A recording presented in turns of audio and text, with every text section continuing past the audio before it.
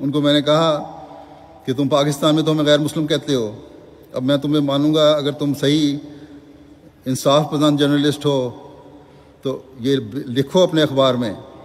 کہ مرزا مسرور احمد نے British parliament میں حضرت صلی اللہ علیہ وسلم کی سیرت بیان کی۔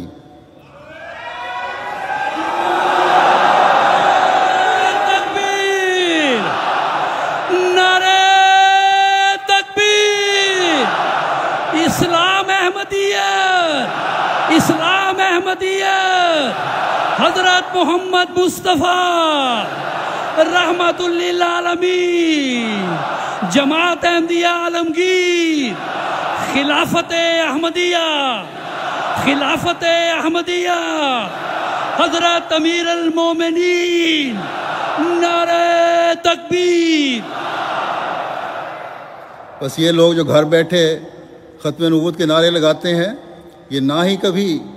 حضرت صلی اللہ علیہ وسلم کے مقام ختم نبوت کو دنیا کو بتا سکتے ہیں، اور نہ ان میں اتنا حوصلہ ہے کہ یہ بتا سکیں، اور نہ اس کا علم ہے کہ یہ بتا سکیں۔ بس یہ آج احمدی ہیں جو اس کام کو لے کر اٹھے ہوئے ہیں، اور یہ بیڑا ہم نے اٹھایا ہے، اور اس کو انشاءاللہ انجام تک ہم ہی ہیں جنہوں نے پہنچانا ہے۔ آج دنیا کا میڈیا یہ کہنے پر مجبور ہے کہ یہ اسلام جو جماعت احمدیہ پیش کر رہی ہے دنیا کو بتانے کی ضرورت ہے،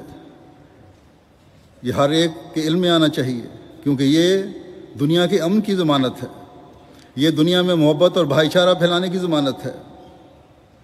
بلکہ بہت سا پڑھا لکھا طبقہ اور بعض لیڈر، سیاسی لیڈر بھی، انہوں نے کہا کہ اسلام کی یہ خوبصورت تعلیم تو ہمارے سامنے کبھی بھی نہیں آئی۔ کینیڈا میں ایک اخبار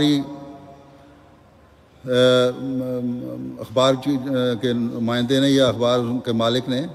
جنہوں نے ڈینش کارٹونوں کو لے کے بھی وہاں اپنے اخبار میں شائع کیا تھا، وہ بھی اس پریس میں میٹنگ میں آیا ہوا تھا، اور اس نے یہ کہا، اپنے آرٹیکل لکھا ہے اپنے اخبار میں اب، کہ میں اسلام کے خلاف بہت کچھ کہہ چکا ہوں، لیکن آج مرزا مسرور احمد نے مجھے جو اسلام کی خوبصورت تعلیم اور حضرت صلی اللہ علیہ وسلم کا چہرہ دکھایا ہے، اس کے بعد میں یہ کہتا ہوں اسلام امن پسند مذہب ہے۔ تکبیر! اسلام احمدیت، اسلام احمدیت، حضرت محمد مصطفیٰ، غلام احمد کی، غلام احمد کی، خلافت احمدیہ، حضرت خلیفۃ المسیح الخامس، حضرت امیر المومنین،